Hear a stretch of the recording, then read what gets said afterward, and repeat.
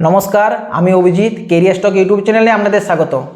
আপনারা যদি আপনাদের স্টক পোর্টফোলিওতে মাল্টিব্যাগার স্টক সামিল করতে চান, তাহলে কিভাবে বুঝবেন যে এই স্টকটা নেক্সট মাল্টিব্যাগার স্টক হতে পারে।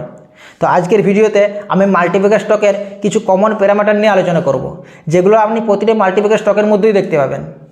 তবে ভিডিও শুরু করার আগে চ্যানেলে যদি নতুন হন, অবশ্যই চ্যানেলটাকে সাবস্ক্রাইব করে বেল আইকন দাবিয়ে অল সিলেক্ট করে রাখুন, যাতে শেয়ার বাজার রিলেটেড ইনফরমেটিভ ভিডিও আপলোড করার সাথে সাথে নোটিফিকেশান আপনার কাছে টাইমলি পৌঁছে যায়।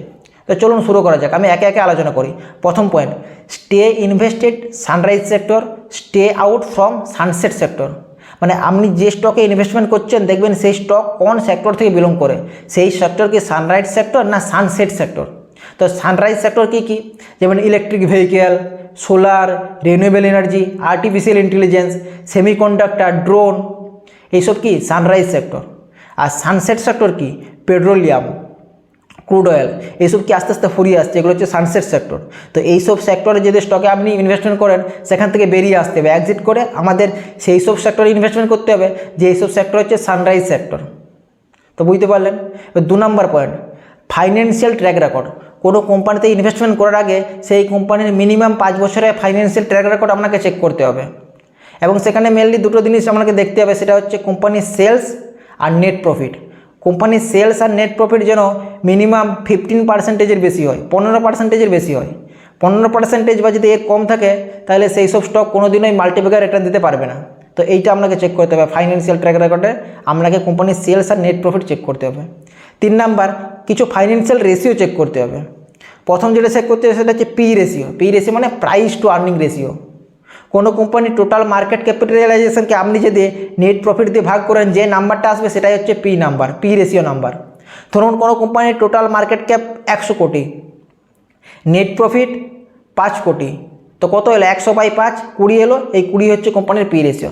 এর মানে কোম্পানি 1 টাকা ইনকাম করার জন্য 20 টাকা ইনভেস্ট করছে, বা আপনি 1 টাকা ইনকাম করার জন্য 20 টাকা কোম্পানিতে ইনভেস্টমেন্ট করছেন। তো কোনো কোম্পানির পি রেশিও যদি 50-এর বেশি হয়, তো ধরা হয় কোম্পানি কি, কোম্পানি ওভার ভ্যালুড। তো মেনলি বেশিরভাগ হাই গ্রোথ স্টকেরই পি রেশিও 50-এর বেশি হয়। তার মানে এই নয় যে কোম্পানি খারাপ, সেখানে আমাদেরকে একটু সাবধান হয়ে যাওয়া উচিত। আমরা সেই সব স্টক সিলেক্ট করবো যেসব স্টক হাই গ্রোথ বটে, তার সাথে পি রেশিও 50-এর কম আছে, তাহলে আমরা কী করতে পারবো, সেই সব স্টককে সস্তায় বাই করতে পারবো। পি রেশিও গেল। 2 নম্বর যেটা চেক করতে হবে সেটা হচ্ছে ডেব্ট অন ইকুইটি রেশিও। ডেব্ট অন ইকুইটি রেশিও 0.5 থেকে বেশি হলে ধরা হয় কোম্পানি রিস্কি, 1-এর বেশি হলে ধরা হয় কোম্পানি আলট্রা রিস্কি, 0.5 থেকে যদি কম হয় ধরা হয় কোম্পানি খুব ভালো, মানে জিরোর কাছাকাছি 0.01, 0.05। তো এইরকম যদি হয় তাহলে ধরা হয় কোম্পানি খুব ভালো। 3 নম্বর যেটা চেক করতে হবে সেটা হচ্ছে ডেপ্ট চার্জেস রেশিও। এর মানে হচ্ছে কোম্পানি যে পরিমাণ টাকা ডেপ্ট নিয়েছে, সেই টাকার ইন্টারেস্ট রিপেমেন্টে কতটা পার্সেন্টেজ টাকা যাচ্ছে। ধরুন কোনো কোম্পানি 100 কোটি টাকা প্রফিট করেছে, এর মধ্যে 70 থেকে 80 কোটি টাকা কোম্পানির ডেপ্টের ইন্টারেস্ট রিপেমেন্টেই চলে যাচ্ছে, তাহলে সেই সব কোম্পানি লং টার্ম পর্যন্ত কীভাবে সাস্টেন করবে, সেই সব কোম্পানি আস্তে আস্তে কি দেউলিয়া হয়ে যেতে পারে। তো এইসব কোম্পানির স্টক থেকে আমাদের কী করতে হবে, দূরে থাকতে হবে। 4 number ROC ratio. ROC ratio মানে রিটার্ন অন ক্যাপিটাল এমপ্লয়েড। এর মানে কোম্পানি তার বিজনেসে যে পরিমাণ টাকা ইনভেস্ট করছে, সেই টাকার উপর, ইনভেস্টমেন্টের উপর কতটা পরিমাণ রিটার্ন আনতে পারছে, কতটা পার্সেন্টেজ রিটার্ন আনতে পারছে। তো আরওসি রেশিও 20-র যদি বেশি হয়, 20-র যদি বেশি হয়, ধরা হয় কোম্পানি ভালো। তো এইসব জিনিসগুলো চেক করতে হবে। এরপর 4 নাম্বার পয়েন্টে আসছে শেয়ার হোল্ডিং প্যাটার্ন। এর আগে আমি কী ডিসকাস করলাম, প্রথম পয়েন্ট ডিসকাস করেছিলাম stay invested sunrise sector, stay out from sunset sector. 2 number point বলেছিলাম কোনো কোম্পানির কী করতে হবে, ফাইন্যান্সিয়াল ট্র্যাক রেকর্ড চেক করতে হবে মিনিমাম 5 বছরে, সেখানে সেলস আর নেট প্রফিট চেক করতে বলেছিলাম। 3 নম্বর কিছু ফাইন্যান্সিয়াল রেশিও চেক করতে বললাম, যেমন পি রেশিও, ডেব্ট অন ইকুইটি রেশিও, ডেব্ট চার্জেস রেশিও আর আরওসি রেশিও।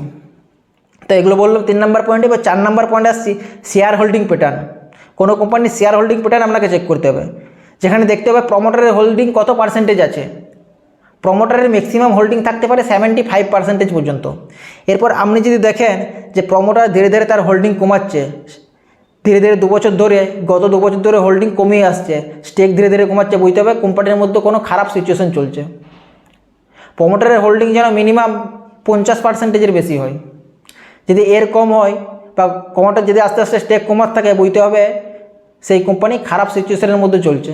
তো সেই সব কোম্পানির থেকে আমাদের দূরে থাকতে হবে। তো এই সব পয়েন্টগুলো যদি আপনি দেখেন বা এইসব পয়েন্টগুলো নজর রেখে যদি আমি কোনো স্টক সিলেক্ট করেন, সেই সব স্টকের মাল্টিপ্লায়ার রিটার্ন দেওয়ার প্রবাবিলিটি অনেকটাই বেড়ে যায়। তো এগুলো ধ্যান রেখেই আমি কোনো স্টক সিলেক্ট করতে পারেন। তো ভিডিও কেমন লাগলো? ভিডিও ভালো লাগলে অবশ্যই লাইক করুন, শেয়ার করুন, কমেন্ট করুন। চলুন দেখা হবে নেক্সট ভিডিওতে। জয় হিন্দ, জয় ভারত।